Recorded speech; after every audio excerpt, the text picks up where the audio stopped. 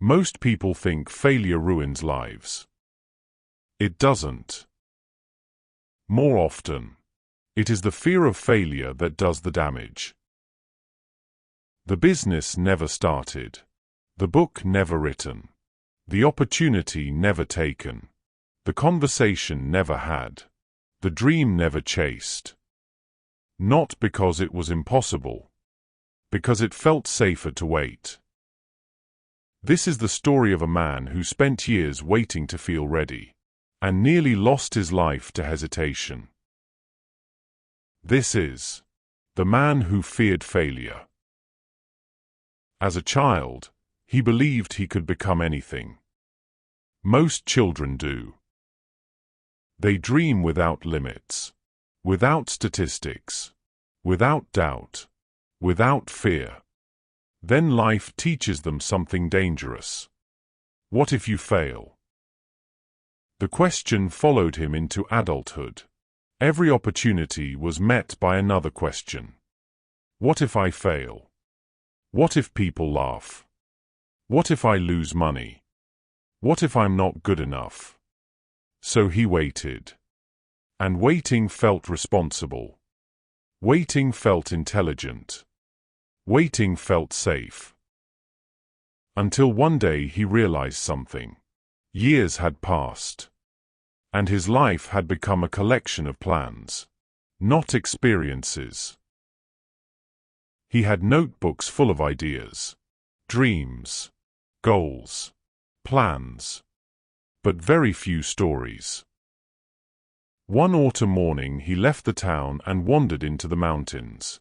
The sky was dark. Storm clouds gathered above the peaks. The path climbed sharply upward. Yet what caught his attention was not the mountain. It was an old man climbing it. Slowly, patiently, one step at a time. The old man was not fast. He was not strong. He was not young. Yet he continued climbing. Curious, the younger man followed him. Eventually they stopped beside a cliff overlooking the valley below. The view was extraordinary. The old man smiled. The younger man looked terrified. "What if I fail?" he asked. The old man nodded, as though he had been expecting the question. Then he asked, "What if you do?" The younger man frowned. The answer felt wrong. Incomplete.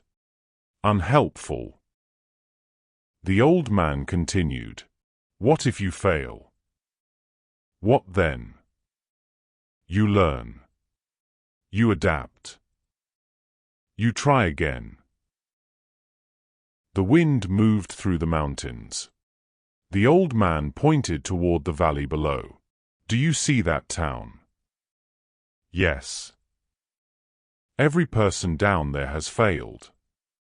Many of them repeatedly. Failure is not the exception. It is the tuition fee of growth." The younger man stood silently. For years he had treated failure as proof he was not good enough. The old man treated it as part of learning. The difference changed everything. The guide continued. "People think confidence comes before action. It doesn't. Confidence comes from surviving what you were once afraid of." Above them an eagle emerged from the storm, not avoiding the wind, using it.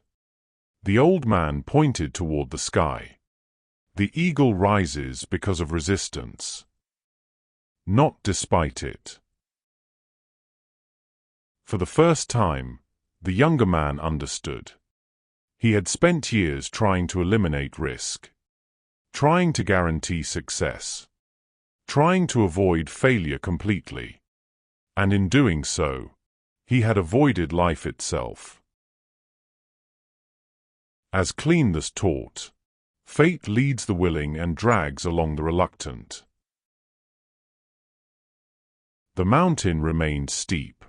The storm remained overhead. The risks remained real. Nothing had changed. Except him. He took a step. Then another. Then another.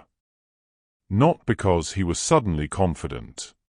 Not because he was certain. Not because he knew he would succeed. But because he finally understood something most people learn too late. The goal was never to avoid failure. The goal was to become the kind of person who could survive it. Many dreams die because people wait to feel ready. But readiness is rarely found.